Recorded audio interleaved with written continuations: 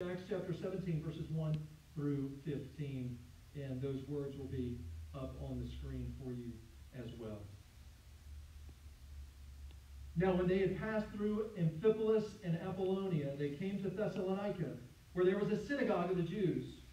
And Paul went in, as was his custom, and on 3 Sabbath days he reasoned with them from the Scriptures, explaining and proving that it was necessary for the Christ to suffer and to rise from the dead, and saying, "This Jesus whom I proclaim to you is the Christ." And some of them were persuaded and joined Paul and Silas, as did a great many of the devout Greeks, and not a few of the leading women. But the Jews were jealous, and taking some wicked men of the rabble, they formed a mob, set the city in an uproar, and attacked the house of Jason, seeking to bring them out to the crowd. And when they could not find them, they dragged Jason and some of the brothers before the city authorities, shouting, "These men who have turned the world upside down have come here also. And Jason has received them.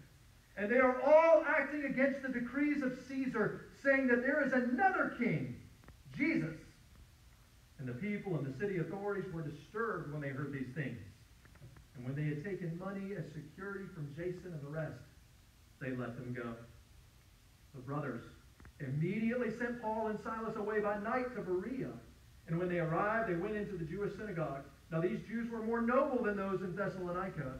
They received the word with all eagerness, examining the Scriptures daily to see if these things were so.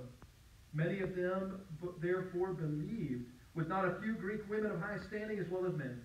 But when the Jews from Thessalonica learned that the word of God was proclaimed by Paul at Berea also, they came there too, agitating and stirring up the crowds. Then the brothers immediately sent Paul off on his way to the sea, but Silas and Timothy remained there. Those who conducted Paul brought him as far as Athens, and after receiving a command for Silas and Timothy to come to him as soon as possible, they departed. This ends the reading of God's word. Wherever you are today, you may be seated. And I invite you once again to pray with me. Father, may the words of my mouth and the meditations of all of our hearts be pleasing in your sight. And may your Holy Spirit work in power through your word, which will not return void. We pray these things in the beautiful name of Jesus. Amen. You ever shoot a video on your phone and you go to watch it? As we did a little while ago, we were setting up for this and discovered that it's sideways, or worse, upside down. You try to flip your phone, and what happens? The image and the video just flips with your phone. And no matter how you hold it, it's upside down. I've actually had the experience where I have laid on my bed with my head upside down with the phone there so I could watch whatever it was that was upside down on the screen. I have an old iPhone, all right? Don't judge me. The past 11 or so days have been like trying to watch a video that's upside down. The reality is our world has been turned upside down, and try as we might, we can't get it to flip back. Now we are told that in order to stay healthy, you have to stay away from the gym. We're told that staying in and binge watching Netflix is considered vigilance and a way to care for your neighbor. The only sports on television are reruns from past years and professional wrestling in front of no crowds.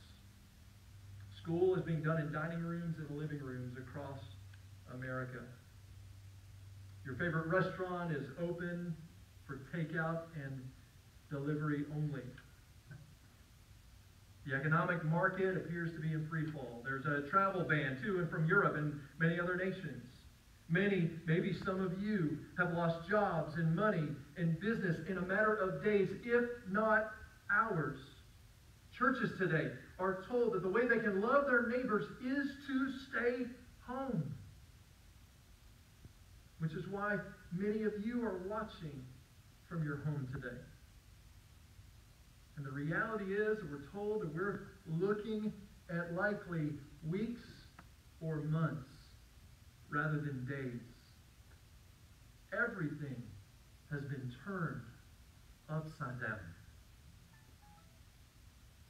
When the gospel, that's the good news of Jesus Christ, come into the world to save sinners and to make everything new, when the gospel moved across the Greco-Roman world on a highway called the Egnatian Highway, an important trade route in the first century, moving from the lips of Paul and Silas through the Macedonian capital of Thessalonica and through the city of Berea, it was as if their world had been turned upside down.